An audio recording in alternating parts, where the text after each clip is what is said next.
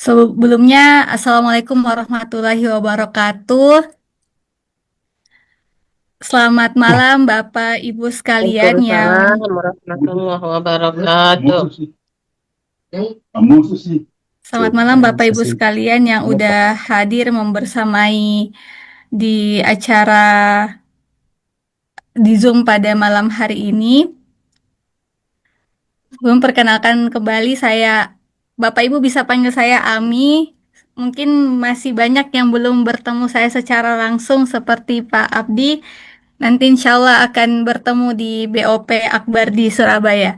Nah, di pada kesempatan kali ini saya akan menjelaskan nih kepada Bapak Ibu sekalian gimana kita closing secara online atau melalui WhatsApp.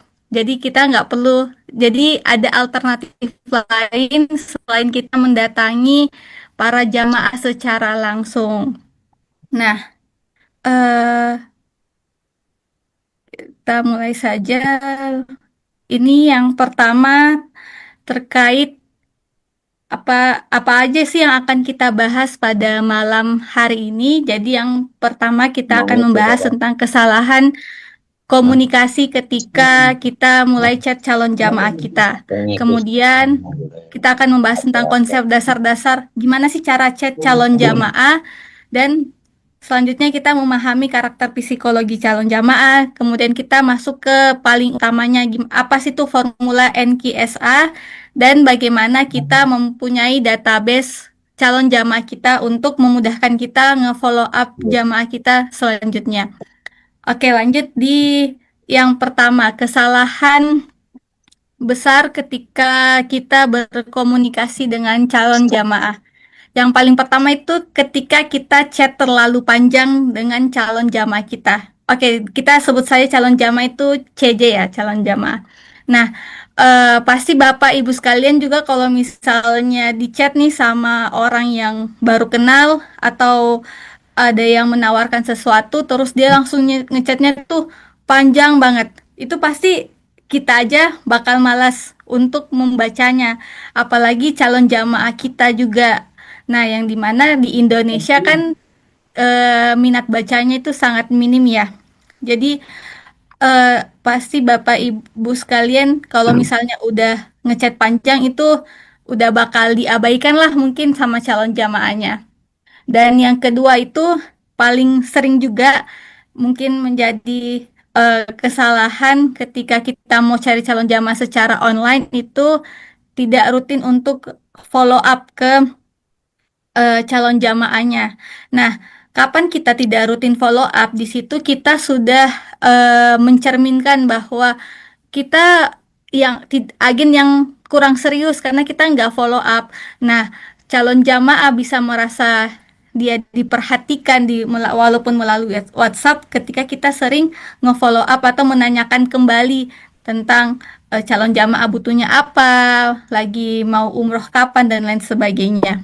Nah, dan yang ketiga, kesalahan yang sering juga di kita lakukan itu adalah bahasanya itu kaku seperti admin all shop. Jadi mungkin ada orang nih yang nanya kayak boleh ndak tahu brosur ada ndak keberangkatan untuk biota wisata di bulan ini. Nah, alih-alih kita nanyain tentang nama dia, domisilinya dari mana, kita langsung bilang aja gini, ini kakak brosurnya, ini ada diskon loh kayak gini-gini. Itu tuh jadinya tidak membangun komunikasi yang bagus Kalau seperti kita teman tuh, jadinya komunikasinya itu kayak seperti penjual dan pembeli. Itu juga kurang baik untuk komunikasi sama calon jamaah. Dan yang terakhir itu kesalahan kita tidak bertanya balik ke calon jamaah. Misal kita udah kasih brosurnya nih ke calon jamaah kita. Ini brosurnya Pak untuk bulan Januari. Nah, terus bapaknya calon jamaahnya bilang kayak ini oh iya Pak, terima kasih. Nah, harusnya kita tuh bukan bilang sama-sama, tapi kita nanya balik lagi tentang kebutuhan apa sih yang dibutuhkan oleh calon jamaah kita. Oke, selanjutnya. berat Nah, dari yang empat masuk kesalahan yang tadi berat ternyata ada lagi nih kesalahan yang agar sangat pokoknya kritis akan ketika undangan 110 kita komunikasi sama calon jamaah. Yang pertama itu tidak cukup menggali cukup juga kebutuhan jamaah. Nah, kita jangan berfokus awan untuk gampang terjadi eh, hanya untuk mencari jamaah undangan sebanyak-banyaknya kelima agar seat kita full, tapi bagaimana kita tahu nih kebutuhan calon jamaah kita, misal dari harga dia kan kalau kita nggak tahu, kita cuman meraba-raba aja untuk calon jamaah kita, kita bisa kasih salah paket. Misal dia butuh budgetnya hanya di angka 26 juta, tapi kita ngasih paketnya 30 juta. Jangankan kita mau ditanya lagi, dia udah langsung kabur mungkin kan. Nah, dan yang terakhir itu tidak berani menelpon pada calon jamaah. Nah, kadang kalau misalnya menelpon langsung mungkin kurang pas ya. Tapi kalau misalnya kita sudah mulai chat secara detail tentang keberangkatan dan lain sebagainya, alangkah lebih baiknya untuk kita menelpon calon jamaah kita agar kita bisa membangun trust dapat atau kepercayaan ke aturan calon dari jamaah dalam kita. Nah, dari ini telepon itu juga kita bisa tahu nih karakter jamaah yang aturan akan berangkat bersama biota itu tidak seperti berkekuatan apa. Jadi kita pokoknya tadi bisa sudah berangkat memberikan sudah pelayanan mulai berangkat jasa yang sesuai dengan karakter jamaah kita. Dan yang ketika kita menelpon sama halnya kita bukan sama sih, itu alternatif lain dibanding kita datang ke rumah kita datang ke rumah calon jamaah setelah kita. dalam masa Contoh, saya kan memang jauh nih apa di Turki. terus bilang Saya juga mau mencari jamaah. ayo Caranya pulang gimana ya? Saya coba untuk menelpon kayak gitu. Alhamdulillah, ketika saya di sini masih ada juga jamaah yang bisa saya ambil atau saya ajak menjadi agen biota wisata. Oke, setelah kita mengetahui kesalahan-kesalahan terkait komunikasi bersama calon jamaah, mungkin hilang Bapak Ibu lagi sekalian harus lebih paham juga nih, kita sama-sama belajar gimana konsep dasar chat calon jamaah. Nah, di sini ada 4 konsep dasar yang akan saya jelaskan. Yang pertama itu kita wajib ramah dan sopan. Kapan kita ingin, kapan kita memutuskan untuk menjadi dalam bekerja seorang agen pelayanan jasa, berarti kita mau kita saya orangnya pernah ternyata masuk kelas cuek, sombong dan lain saya nggak sebagainya, jelas itu kita hilangkan dulu. Bagaimana kita yang malam harus mati ramah dan karena sopan itu kepada calon jamaah kita. Itu sebagai kesan pertama calon jamaah walaupun via WhatsApp. Kemudian yang kedua itu kita harus memperhatikan waktu untuk ngechat calon jamaahnya. Nah, kita hindari banget untuk chat di jam kerja, nah atau di jam istirahat. Nah, waktu aman itu di jam 4 sore hingga jam 8 malam. Apalagi kalau mengenai waktu ya, kan biasanya tuh kita kok ini dia slow respon banget atau apa, jadinya kita juga rasa kebingungan kok dia nggak jawab-jawab chat, padahal kita yang salah ngechat di waktu yang bukan di waktu istirahat dia. Nah, kita juga nggak boleh chat di waktu yang emang waktu tidur atau waktu malam itu. Dan yang ketiga itu kita eh, wajib untuk fast respon atau cepat untuk balas chatnya. Nah, paling lama banget tuh kalau bisa maksimal di chat calon jamaah itu 2 jam paling lambat untuk kita chat. Karena ketika kita respon jamaah kita telat dan kita kayak mengabaikan sampai 2 hari itu menandakan bahwa kita tuh tidak serius untuk melayani calon jamaah kita untuk menawarkan produk atau paket-paket yang ada di Biota.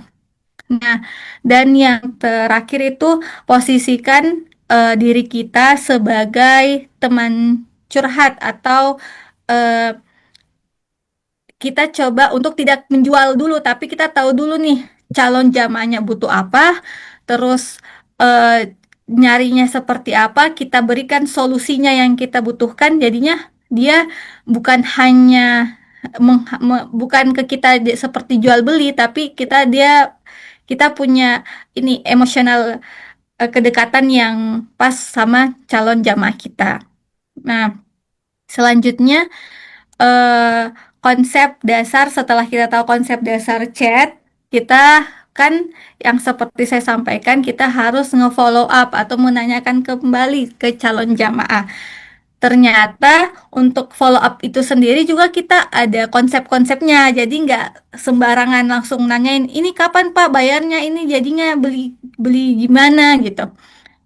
Belinya paket yang mana itu kan kurang sopan ya. Jadi kalau misalnya kita mau nge-follow up, yang konsep paling pertama itu mengawali percakapan dengan eh, baik, yaitu dengan perkenalan yang singkat, yang santai, terus ringan, tapi jelas kita dari mana, namanya, dan lain sebagainya. Ini ada contoh yang aku kasih di sini. Yang pertama, ini kayak, Assalamualaikum, perkenalkan nama saya Ami dari Biota Wisata. Kalau boleh tahu, saya bicara dengan atas nama siapa, dari kota mana, kayak gitu. Itu kalau kita mau mengawali percakapan dengan calon jamaah kita. Nah, yang kedua, kita ada konsep selalu sebut nama ketika berkomunikasi dan gunakan emoji. Seperti yang konsep pertama, kita udah nanyakan nih, namanya calon jamaah kita siapa. Nah, mungkin Bapak Ibu pernah merasakan ketika bertemu dengan sales bank, pasti dia menanyakan nama kita kan, dan dia berkomunikasi dengan kita selalu menyebutkan nama kita, karena ketika kita disebut namanya itu merasa, oh, kita dihargai kayak gitu.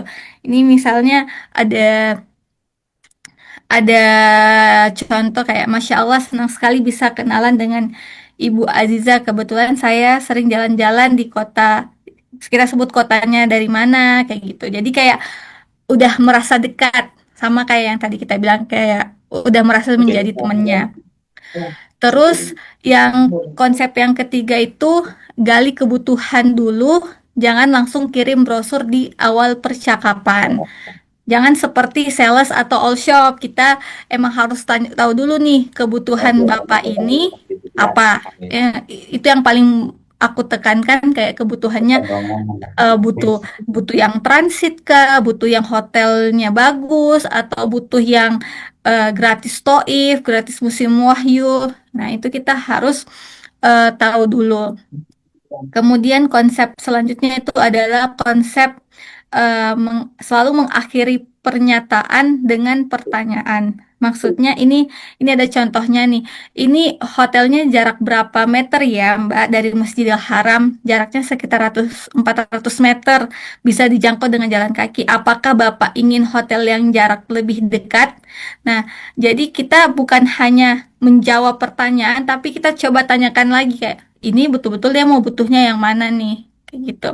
Terus yang konsep yang kelima itu, eh, kalau misalnya kita ternyata sudah berapa kali follow up melakukan konsep-konsep ini, ternyata tetap aja di calon jamaah kita menghilang, nggak balas chatnya, itu nggak apa-apa banget, karena mungkin aja memang tidak sesuai, entah budgetnya atau lain sebagainya. Jadi ini penolakan, jangan baper.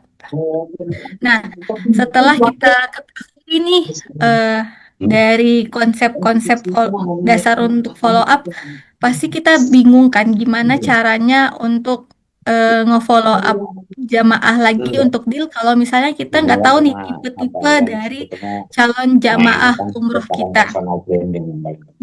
Bentar, bentar ya. Ada bocoran suara itu. Iya, iya Pak, bentar ini saya mute. Oke. Oke, kita lanjut. Maaf ya Bapak Ibu, ini kita lagi belajar bersama-sama. Jadi yang ke unmute boleh dimatikan dulu ininya, mute-nya. Oke, lanjut lagi di tipe-tipe calon jamaah umroh. Nah, ini penting banget, kita harus tahu tipe-tipe calon jamaah umroh kita sebelum kita ngasih paket-paket umroh kita. Jangan sampai kita tidak tahu, entah kita terkesan jadi sombong di calon jamaah umroh yang belum pernah umroh, atau kita terkesan jadi orang yang sok tahu juga sama yang sudah pernah umroh. Misalnya nih, tipe calon jamaah umroh yang pertama itu belum pernah umroh, jadi dia pengetahuan umrohnya itu minim. Terus terkait harga-harga juga dia agak sensitif, dan dia pengen tahu banget tentang eh, biota wisata ini, apakah travelnya sudah ada surat izinnya, terdaftar dan sebagainya. Nah, dari situ kita sebagai agen harus lebih paham terkait biota wisata dan umroh. Jadi kita pendekatannya dengan edukasi, kita kasih tahu kalau umroh itu seperti ini, terus testimoni dari jamaah umroh biota wisata seperti ini, dan kita tawarkan paket yang super promo dulu. Nah, kita juga harus tahu nih kalau biota wisata itu sudah terdaftar dan sudah kerjasama sama Amitra dan Pegadaian. Jadi eh, akan aman dan tidak bakal terlantar ya, insya Allah. Nah, untuk itu, selain yang belum pernah umroh, kita juga ada tipe calon jamaah yang sudah pernah umroh. Nah, kadang yang sudah pernah umroh ini memang ada calon jamaah yang pengen nih nyoba-nyoba travel-travel. Nah, karena dia sudah paham nih tentang berangkat umroh seperti apa, udah mateng, jadi kita terkait edukasi umroh kita lewatkanlah dulu. Tapi kita harus tahu tentang ekspektasi atau harapan dia terhadap biota wisata. Jangan sampai em, harapan dia di biota wisata itu tidak mau transit, tapi kita ngasihnya yang transit kan nggak nyambung ya. Jadi kita harus tahu nih kenyamanannya, terus pendekatannya seperti apa. Kita ngasih tahu fasilitas yang umroh, misal fasilitas umroh yang misal plus Turki, plus Dubai. Nah, itu biasanya paket-paket yang mereka ingin coba hal-hal baru. Nah, di yang sudah pernah umroh ini juga, supaya kita menarik hati calon jamaah kita, kita bisa dengan sering puji pencapaian mereka, makanya dia bisa umroh gitu. Nah, kita lanjut setelah tipe-tipe calon jamaah umroh. Nah, ini dia ada beberapa karakter psikologi calon jamaah umroh. Ada yang dominasi, dia mendominasi ketika dia di rombongan jamaah. Jadi kita tahu nih, oh kalau orang nih satu nih udah join di biota wisata, bisa mengajak atau bisa ngedominasi jamaahnya. Jadi ketika kita bertemu sama calon jamaah yang karakternya seperti ini, usahakan kita juga bisa ngasih eh, ngasih apa ya, penilaian baiklah dari biota wisata ke dia, karena kalau dia udah misalnya udah A, kebanyakan jamaah mengikut dia gitu. Sama halnya dengan eh, calon jamaah yang influence atau yang bisa memberikan ini apa ya, influence tuh kayak ngasih ngasih influence ke Pengaruh. keluarga-keluarga, pengaruh ke keluarga-keluarganya dan teman-temannya untuk ikut ke biota wisata. Ini juga kita bisa pahami untuk eh, calon jamaahnya. Terus kita ada juga yang dia calon jamaah yang manut-manut aja, kayak ngikut-ngikut aja kalau tour leadernya seperti ini, dia ikut, pokoknya selalu support tour leadernya, selalu support eh, biota wisata kayak gitu. Nah, dan ada juga calon jamaah yang ngekritik atau memahami detail-detail dari setiap perjalanan umroh gitu.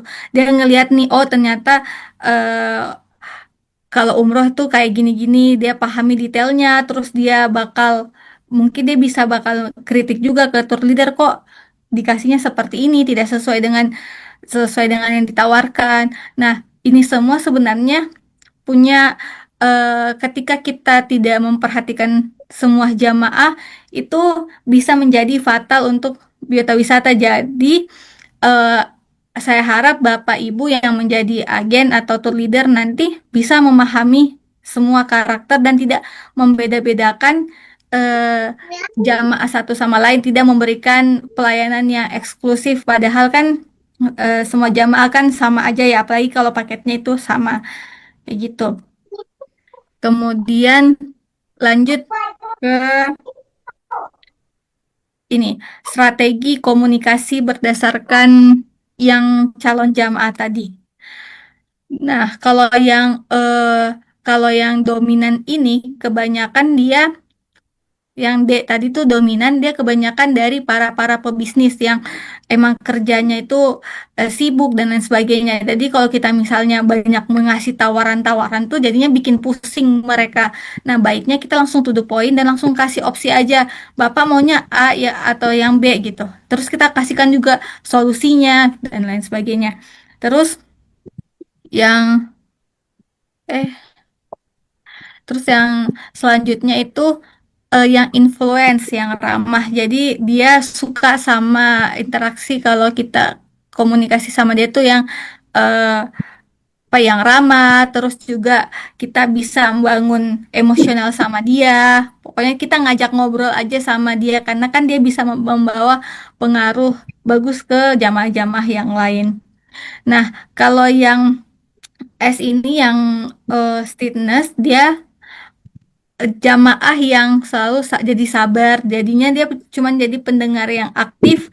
Nah, kalau kita mau komunikasi sama dia, kalau bisa itu kita menjelaskan sedetail mungkin dan bisa eh, sesuai pemahaman dari kita bisa memberikan pemahaman yang bagus lah untuk jamaah. Jadi kita selain kita ngasih yang tawaran-tawaran yang bikin dia yakin, kita juga meyakinkan jamaah untuk terkait keamanannya bahwa kalau di biota itu nggak bakal terlantar. Terus yang terakhir itu compliance, yaitu itu yang tadi yang teliti, terus yang terkait kualitas. Jadi kalau misalnya makanannya kurang enak, misalnya juga busnya kurang enak, nah itu tuh dia bakal ngekritik. Jadi usahakan ketika kita mau komunikasi sama calon jamaah ini kita udah ada datanya. Misal ini hotelnya jaraknya seberapa, terus juga makanannya berapa kali, kemudian nanti bakal ke tempat wisata yang mana-mana aja. Nah, kita juga harus tahu nih kalau dia bakal dapat sholat Jumatnya berapa kali, umrohnya dan lain sebagainya. Kemudian kita lanjut ke yang paling penting yaitu formula NQSA. Gimana caranya kita closing jamaah secara WhatsApp. Dan ini dia cara-caranya agar kita bisa ngehipnotis nih para jamaah untuk ngambil paket kita dan deal langsung ke kita closingan. Biar closingan berjamaahnya bisa lewat WhatsApp. Kayak gitu. Kita belajar bersama-sama. Jadi yang pertama ini ada yang pertama NQSA. Yang pertama tuh approach. Jadi kita harus kembali lagi harus tahu kebutuhan spesifik dari calon jamaah kita. Jadi kita harus fokus untuk tahu nih kebutuhannya apa, semuanya lah dari budgetnya, dia mau berapa hari, dia mau start dari mana, kita harus tahu dulu. Nah, di sini ada dua contoh chat ya. Misal contoh pertama ini ketika calon jamaah ingin umroh bisa 4 kali sholat Jumat dan bisa 4 kali umroh, sholat Jumat 2 kali Masjidil Haram dengan harga yang di bawah 30 juta. Nah, ini bisa contohnya kita bakal jawab kayak gini. Alhamdulillah Umi Aziza Qadarullah, saya ada paket umroh nih sesuai dengan yang dibutuhkan calon jamaah ini. Kan kalau kayak gitu kan jadinya si jamaahnya tuh kayak oh iya ini yang aku butuhkan. Misal lagi yang calon kedua, kalau di Biota Wisata kan kita ada nih paket yang wisatanya tuh banyak gratisnya kan. Contoh yang Toif, terus juga ada gratis musim wahyu dan juga ada ini ada apa percetakan Al-Quran dan Jabal Mahnet. Nah, itu kita bisa tahu nih Bapak ini mungkin nyari yang banyak wisatanya, ya udah kita jelaskan. Jadi memang kita harus tahu apa kebutuhannya gitu. Tapi kalau misalnya ternyata calon jamaah butuhnya yang yang penting murah aja dulu dan bisa dicicil, ya udah kita kasih yang program Amitra yang 29 jutaan atau 30 juta.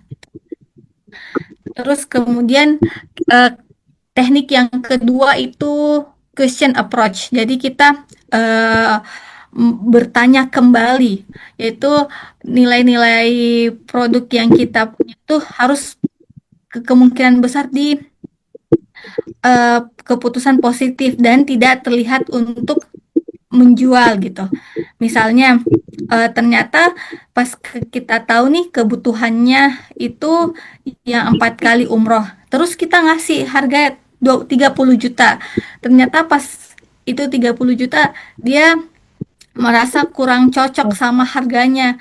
Ya udah kita coba tanyakan lagi kayak kendalanya di mana. Terus misalnya ini loh Pak, udah udah pas banget sama yang kebutuhan Bapak gini. Terus kita juga tanya kalau misalnya kita bakal tanya juga apakah ada yang kurangkah dari yang kita kasihkan tawarannya sesuai kebutuhannya, apa dari harganya, hotelnya dan lain sebagainya. Ini ada 2 contoh juga, nanti bakal saya share juga di grup terkait contoh-contohnya, jadi bisa dipelajari juga sama Bapak Ibu. Terus yang ketiga, scarcity approach. Jadi ini nih biasanya dari para Bapak dan mungkin Bapak Ibu ada beberapa yang sering melewati teknik pertama dan teknik kedua langsung ke scarcity approach, teknik untuk nanya langsung, bilang keterbatasannya kayak Bapak Ibu ini programnya hanya 3 seat gitu. Padahal kita jangan langsung nanyakan tentang prinsip ini. Jadi kalau prinsip ini tuh digunakan ketika kita sudah tahu nih kebutuhan jamaah kita apa, kita sudah pakai teknik juga yang kita tanyakan apa saja kendala dia. Nah, kita datang lagi untuk tanya ke dia kayak ke calon jamaah, Ibu butuhnya ini Bu sesuai dengan kebutuhan Ibu, brosurnya yang ini, tapi sayang banget seatnya itu tinggal 3 atau promonya itu hanya berlaku sampai minggu ini. Nah itu cocok banget untuk kita terapkan gitu. Apalagi untuk mendorong keputusan yang cepat gitu. Jadi kalau misalnya calon jamaah kita sudah merasa kebutuhannya sudah cocok nih, terus kita ditambah lagi kita pakai teknik bilang, oh ini promonya cuma sampai minggu ini, hanya untuk beberapa seat gitu. Nah, pasti dari calon jamaah kita langsung, oh iya langsung ambil aja. Kalau enggak nanti saya rugi. Kita buat seakan-akan nanti calon jamaah merasa rugi kalau misalnya tidak mengambil dari produk kita atau brosur kita. Tapi kita juga harus berhati-hati pakai konsep ini. Takutnya kita membawa kesannya agak sensitif atau negatif ke calon jamaah. Hindari penerapan teknik keterbatasan ini atau mendorong untuk cepat keputusan ketika calon jamaah punya masalah utamanya itu di masalah finansial. Terus yang kedua, jangan langsung terapkan di awal ketika kita mau menanyakan kembali apakah jadi pembayarannya atau tidak, karena itu sangat seperti penjual. Dan yang terakhir, kita bisa eh, tutup percakapan kita dengan action atau langsung menanyakan. Jadi kayak Bapak Ibu kalau misalnya sudah setuju ini proses pembayarannya seperti ini, bisa melalui transfer, bisa langsung datang ke kantor kayak gitu. Terus atau enggak kita langsung tanyakan juga apakah Bapak Ibu dokumennya sudah lengkap seperti KTP, paspor dan lain sebagainya. Dan teknik yang terakhir itu assumptive approach atau asumsi approach. Jadi kita di sini coba membuat mindset bahwa kita ini sama calon jamaah sudah mendekati closing, sudah 100% jamaah ini bakal ngambil eh, brosur kita. Jadi kita coba untuk berbicara sama calon jamaah ini sudah kayak merencanakan keberangkatannya. Jadi bukan lagi menawarkan ya, tapi di teknik yang terakhir ini sebagai teknik penutup kita tanyakan untuk kayak operasionalnya, misal jadinya bakal ke Makassar, misalnya dari start dari Makassar bakal ke Makassar kapan, terus juga sudah seperti kita calon jamaah kita kalau kita ngomong tuh seperti emang dia sudah bakal membayarnya datang ke kantor, kita ketemuannya seperti apa, terus kita akan ngasih koper dan lain sebagainya kayak gitu.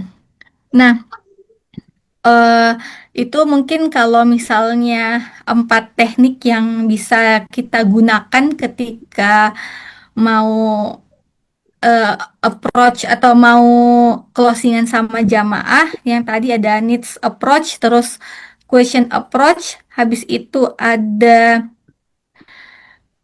yang ketiga tadi ada teknik keterbatasan dan ada scarcity approach. Nah, dan yang paling penting ketika melakukan formula NQSA ini, kita juga harus tahu urutannya. Yang pertama, kita harus tanya dulu needs-nya, kita tanyakan lagi lebih detailnya, terus kita kasih yang keterbatasannya, dan kita coba closing pakai scarcity approach kayak gitu.